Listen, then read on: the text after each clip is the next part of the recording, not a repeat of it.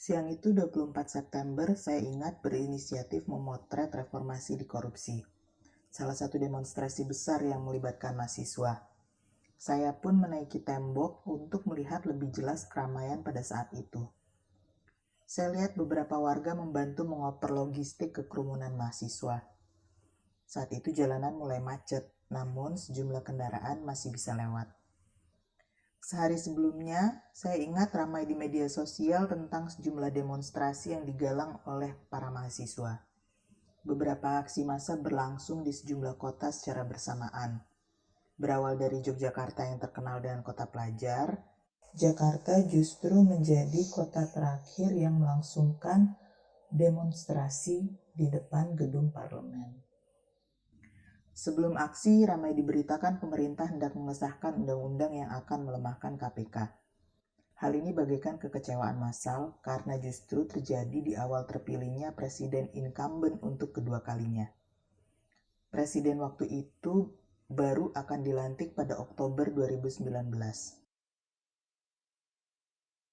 Hari itu berduyun-duyun mahasiswa turun ke jalan.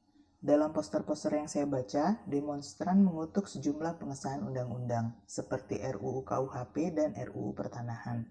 Sementara ada pula rancangan undang-undang yang tidak kunjung disahkan, seperti rancangan undang-undang penghapusan kekerasan seksual. Lewat poster-poster itu, saya memahami apa yang diprotes oleh mahasiswa. 2019 adalah tahun politik di Indonesia karena adanya pemilihan presiden saat itu.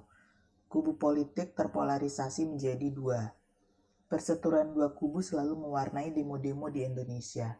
Pada saat itu, aksi mahasiswa dituduh hendak menggagalkan pelantikan presiden yang sudah terpilih. Tentu saja tuduhan tersebut terdengar aneh karena jelas-jelas mahasiswa memprotes parlemen, bukan presiden.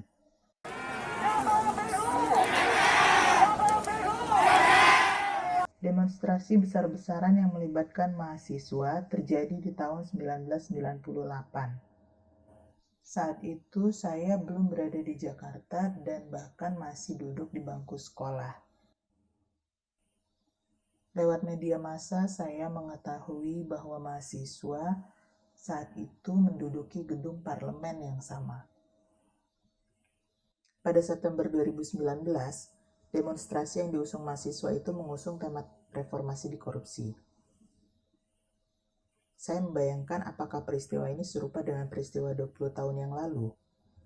Saya merasa dua peristiwa itu berbeda, meskipun tidak tahu persis seperti apa peristiwa reformasi 98. 20 tahun yang lalu mahasiswa melakukan aksi massa untuk menuntut Presiden Soeharto mundur. Pada demo reformasi di korupsi, mahasiswa merasa semangat reformasi dikhianati dengan disahkannya kebijakan-kebijakan yang merugikan masyarakat. Sejumlah rancangan undang-undang tersebut dianggap tidak sesuai dengan amanat reformasi.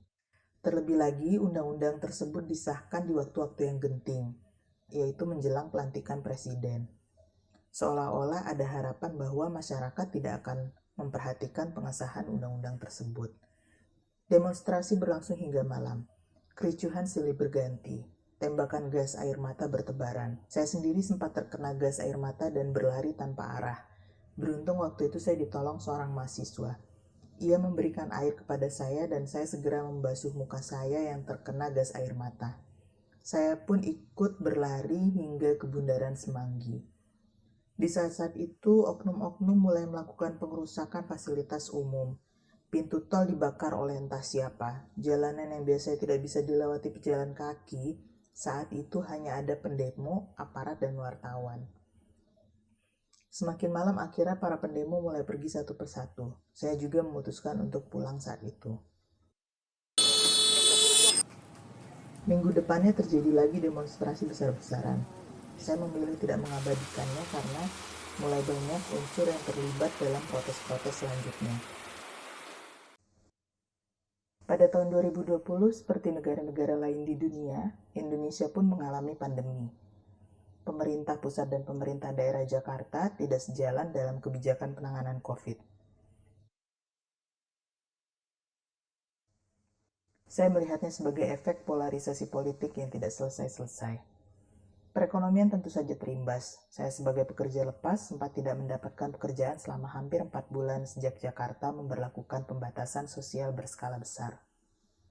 Banyak diberitakan perusahaan mulai melakukan PHK kepada karyawan-karyawannya. Oktober 2020, lagi-lagi pemerintah mengeluarkan kebijakan yang merugikan masyarakat. Saat itu Presiden berencana menandatangani pengesahan Undang-Undang Cipta Kerja atau Omnibus Law. Demo besar-besaran pun terjadi di tengah pandemi. Saya memilih tidak mengabadikan peristiwa ini. Satu, karena pandemi saya lebih menjaga diri untuk tidak berada di keramaian jika tidak mendesak. Kedua, sejak demonstrasi reformasi di korupsi tidak berlanjut, saya rasa aroma politik terlalu kental dalam setiap unjuk rasa. Lagi-lagi sepertinya efek dari politik yang terpolarisasi kepada dua kubu. Demo Undang-Undang Cipta Kerja berlangsung ricuh. Sejumlah fasilitas umum dibakar. Banyak juga yang menuduh demonstran anarkis. Namun, para aktivis juga merasa jika pemerintah tidak melanggengkan undang-undang yang hanya menguntungkan segelintir pihak, maka tidak perlu ada demonstrasi, sehingga tidak akan ada perusakan fasilitas umum. Lagi-lagi polarisasi kubu politik muncul. Media sosial ramai dengan komentar kedua pendukung kubu politik. Ketika kita mengkritisi kebijakan pemerintah, maka kita dianggap sebagai bagian dari kubu lawan. Begitu juga sebaliknya. Saya melihat banyak yang terlalu fanatik terhadap tokoh idolanya.